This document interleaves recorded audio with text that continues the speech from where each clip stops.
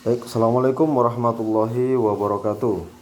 Selamat pagi anak-anakku sekalian. Berjumpa lagi dengan Bapak Yono dalam pembelajaran jarak jauh, pembelajaran online. Pada pagi hari ini Bapak akan menjelaskan kembali materi kita pada muatan pembelajaran PPKN di tema 7, baik itu di subtema 1, tema 2, dan subtema 3 pada kompetensi dasar, yaitu tentang keberagaman. Nah, di sini Bapak akan menjelaskan tentang bagaimana keberagaman sosial dan budaya di Indonesia. Anak-anakku sekalian, lihat di layar itu ditampilkan beberapa macam profesi pekerjaan. Ada di situ foto seorang tukang becak, ada yang naik delman, dan ada juga di situ foto yang berjualan baju. Nah, ini salah satu kota di Yogyakarta yang dijuluki sebagai kota budaya. Kenapa dikatakan sebagai kota budaya? Karena beragam pementasan budaya tradisional rutin dilakukan sehingga banyak turis dari dalam dan luar negeri yang berkunjung ke Yogyakarta. Itu salah satunya. Kita lanjutkan. Nah, keragaman itu terdiri dari berbagai macam, ya. Yang pertama adalah ada keragaman sosial di Indonesia. Keragaman sosial diantaranya di sini adalah salah satunya di Pulau Kalimantan, yaitu memiliki sungai yang lebar dan berarus tenang sehingga banyak digunakan untuk pasar terapung. Nah, jadi menentukan lokasi tempat itu menentukan keragaman sosialnya. Jika di Kalimantan ada yang namanya sungai atau pasar terapung. Kemudian suku Asmat mendiami Pulau Papua.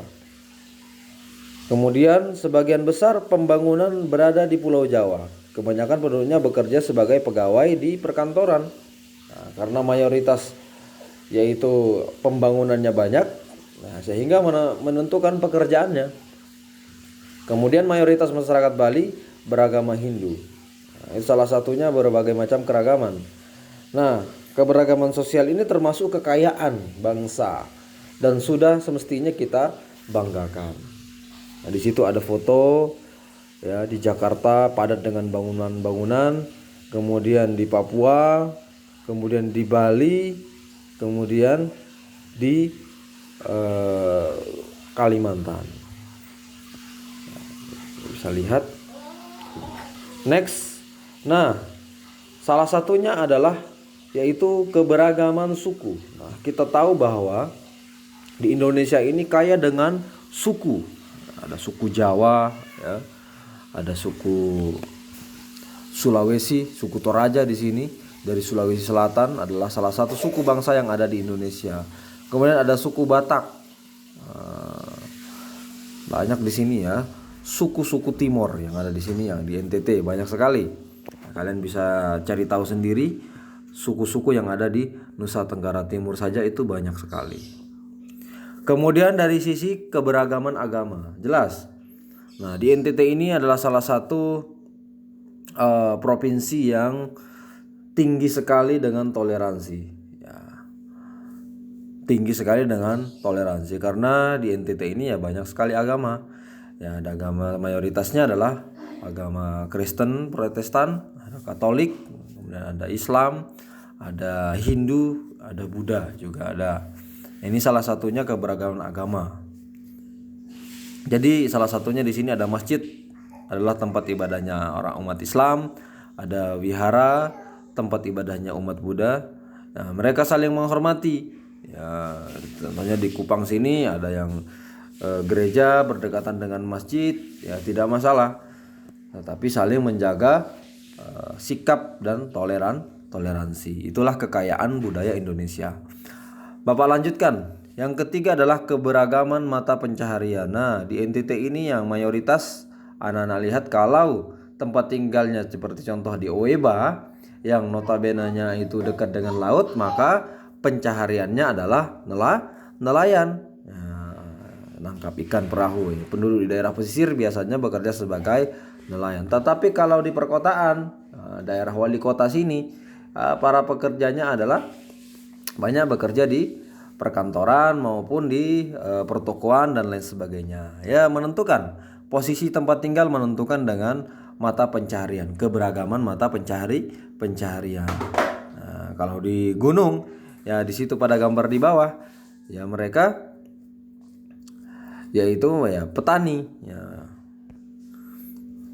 kita lanjut dulu. Lanjut. Berikutnya adalah keberagaman budaya di Indonesia. Kalau tadi keberagaman mata pencaharian, suku, ya sekarang budaya. Bagaimana?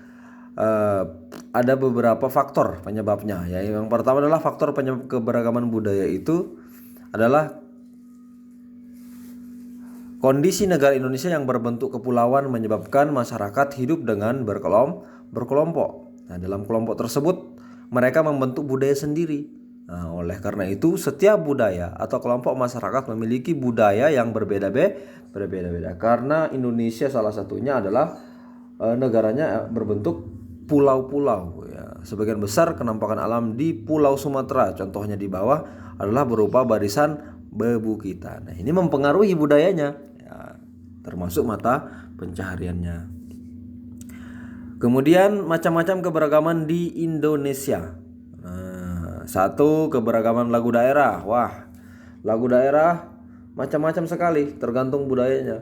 Contohnya di NTT sini ada lagu daerahnya sendiri, ya. Di Sulawesi ada lagu daerahnya sendiri, Papua ada lagu daerahnya sendiri. Kemudian keberagaman alat adat istiadat macam-macam juga. Nah, setiap anggota masyarakat harus melaksanakan adat istiadat. Mereka melanggar atau tidak menjalankan, mereka akan mendapatkan sanksi sosial dari adatnya. Nah, setiap daerah umumnya memiliki adat istiadat masing-masing. Contohnya di sini dari Nias, lompat batu merupakan upacara adat dari suku Nias, Sumatera Utara.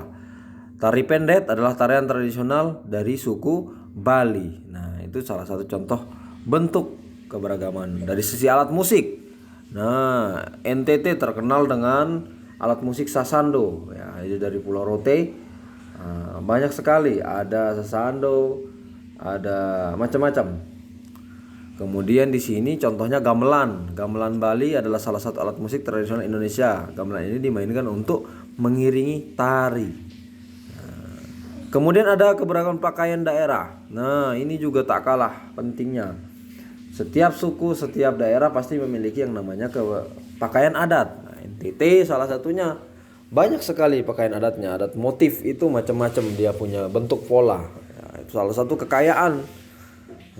Timor, Sabu, Rote itu macam-macam memiliki dia punya ciri khas daripada baju motifnya.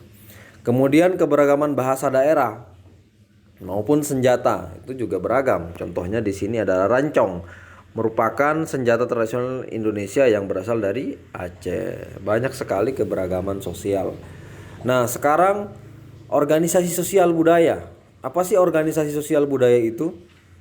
Jadi manusia itu adalah makhluk sosial yang tidak dapat hidup sendiri. Jadi manusia harus berinteraksi dan bekerja sama dengan orang lain. Harus berinteraksi dan bekerja sama dengan orang lain.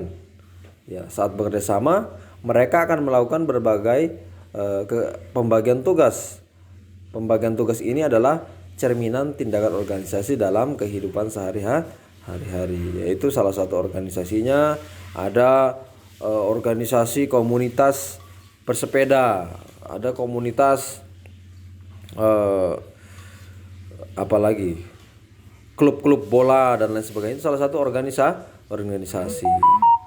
Organisasi adalah ini sini tertinggi dalam masyarakat. Salah satu tujuannya sebuah negara meningkatkan kesejahteraan dan mencerdaskan bangsa. Jadi dibantu dengan beberapa organisasi-organisasi.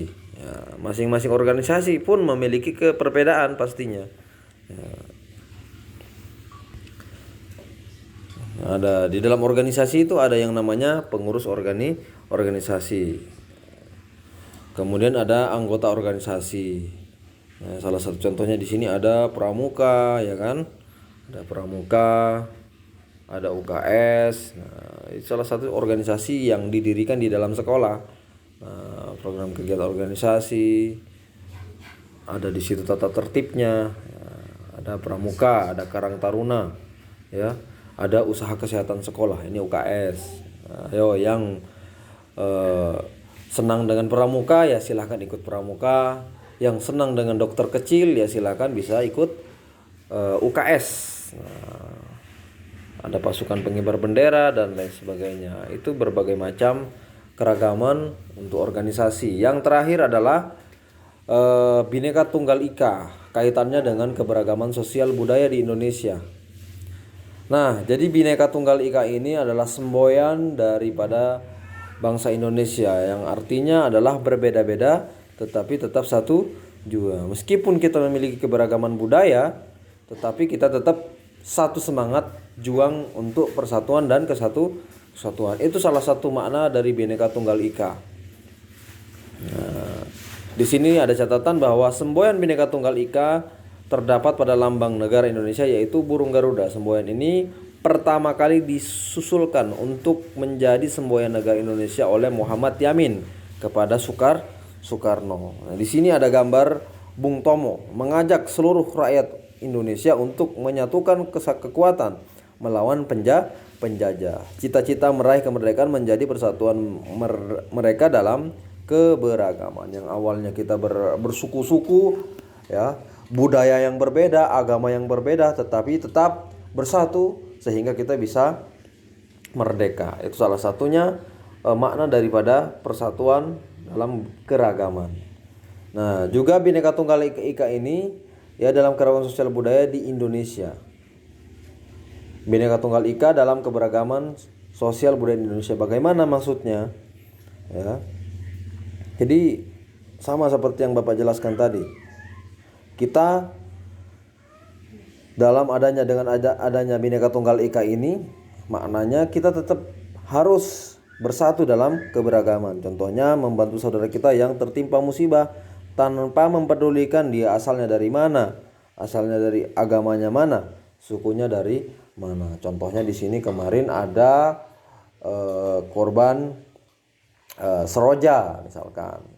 Nah, ada banyak teman-teman kita dari Jawa, dari sana memberikan bantuan tanpa mengenal sukunya dari mana. Nah, begitupun sebaliknya, teman kita yang misalkan terkena dampak letusan Gunung Merapi, ya dari NTT juga bisa membantu tanpa mengenal suku, budaya dan agamanya dari mana.